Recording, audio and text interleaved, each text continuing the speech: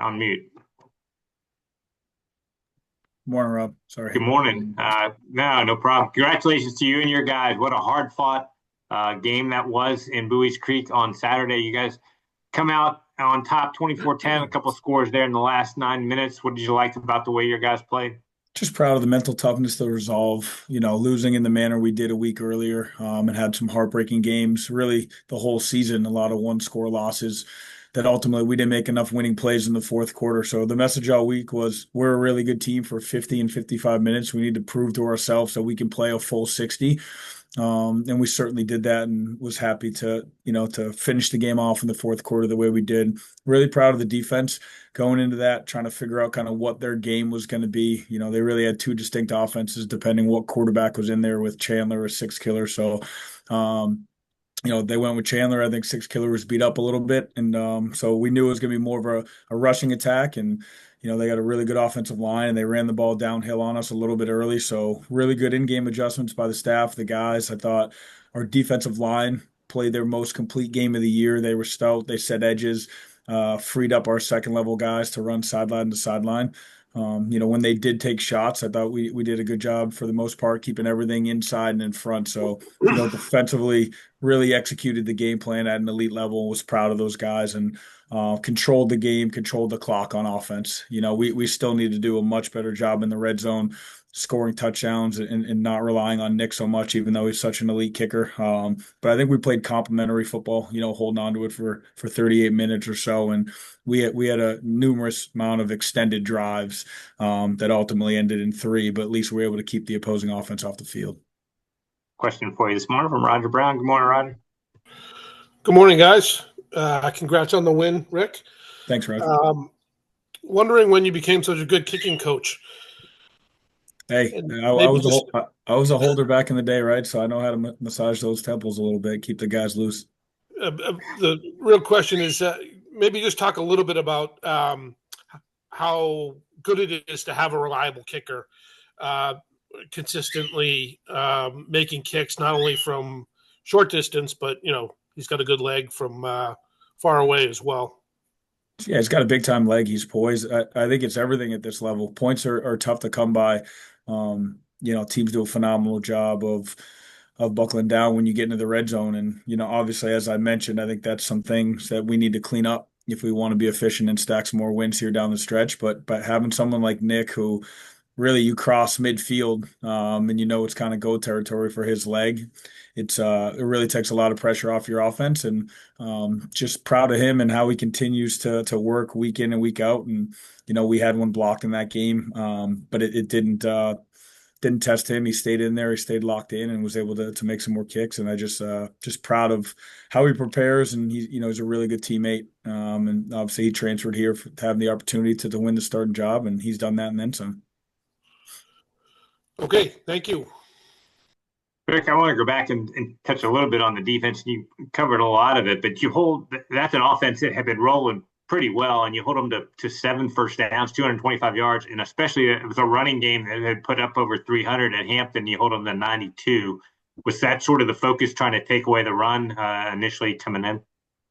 Yeah, we felt like if Chandler was in there, he's such a dynamic athlete. They had, the +1 run game, the gun triple, some of the zone read, some of the perimeter stuff that he can attack you with. So we felt like we wanted to make him a pocket passer and stop the run first and foremost, and they did a really good job of that.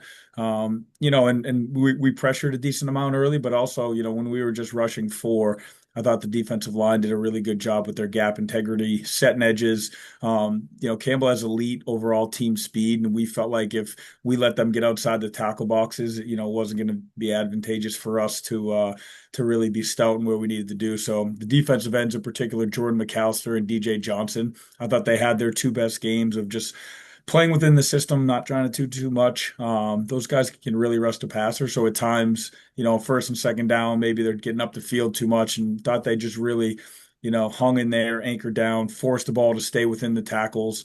And as I mentioned, I thought the interior D line did a good job of freeing up some of the guys at the second level as well. And Cole Bullock had 7 tackles. He was physical and imposed his will a little bit. So I just just proud of them, taking to the coaching all week and preparing the right way. And to have a game like that, it shows them that if you practice the right way, you have a great opportunity to win every Saturday. Offensively, as you said, you controlled the ball for 38 minutes, put some long drives together, but uh, all field goals until that touchdown with about 9 minutes to go. Was that encouraging that you were able to move the ball, or was it frustrating that you weren't able to get it in the end zone? No, it's frustrating for sure. I mean, we felt like the flow of it, the energy of it, we felt like we had control of that game for a long period of time. But the hard truth was we were down 10-9 going into the fourth quarter, because we were relying on Nick too much and just kicking field goals.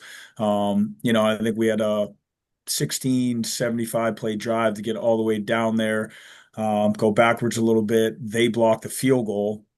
We're losing going in the fourth. So the good thing about that is teachable moments from some of the things that didn't go our way the beginning part of the season. The guys had the mental toughness to stay within it. There was no finger pointing. The defense got out of stop right there, and then we were able to get the ball back. And was really proud of Caleb Burke, who made a huge play for us late in that game. He missed last week. He's been banged up for really the last month of the season, playing through some stuff. So just really happy. He didn't practice all week. He was a game time decision. And for him to come in, and I think it was 6 catches for 85 yards and that 45 yarder there at the end for the go ahead score. So that was huge for us. Yeah, I was going to ask you. That was a big time catch. Did you feel like that was I guess, the type of play you needed finally to kind of break the seal and get yourself in position to finally get that touchdown?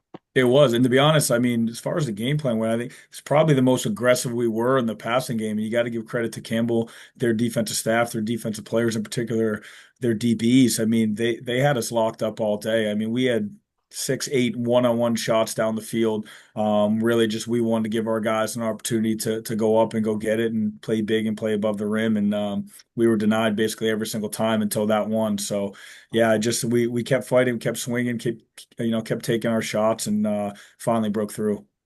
And then just one more on the offense. You finally season high rushing total, 140 yards. And Miles Thomason had some significant runs, finished with 75 yards. How good was it to get that part of your game going? It was awesome. I thought the offensive line the last couple weeks, have continued to improve, and we need that here down the stretch. Miles had great vision, finished a couple runs, just I thought with elite physicality, which was awesome for us. And yeah, I think it was our most complete effort. I think probably 160 yards minus the negative one. So we can clean up some of those negative runs. That's close to where the expectations are. Back at home Saturday against a strong William and Mary team. As you've started to dive into them, what are some of the challenges they'll present for you? I just have so much respect for Coach London and his staff. They're so disciplined. They're the least penalized team in the conference. They're elite in situational football. I think they're top 2 and 3 in both red zone offense and defense. They do a really good job on third down, top 3, I think, in that as well. Their quarterback's playing at such a high level. I have so much respect for him, and I'm a fan of him every week. But this one, I think he does a good job getting the ball out of his hands. He's got playmakers, 13 touchdowns, 1 pick. He can throw it from the pocket, but he's also a dual threat. He can improvise as well. So I just think his efficiency is off the charts right now. He's playing at a really high level. They've always had great size, and physicality up front. 2 really good tight ends, that we need to have a plan for. They can run the ball, they're balanced, and then defensively, this is probably the most stout defensive line, that we've seen in quite some time. Just big guys that can stop the run, that can rush the passer. They can just play man a lot of the game. It's probably the highest percentage of man-to-man we're going to face for their defense. And they just have guys that just latch onto you and do a phenomenal job in coverage. And obviously, it starts with their All-American corner, Jalen Jones. I think he's just so dynamic. So this is a team that doesn't beat themselves. You flat out got to make more plays if you want to find a way to win this one. All right, Rick, thanks so much for your time here this morning, and I look forward to talking as always again next month.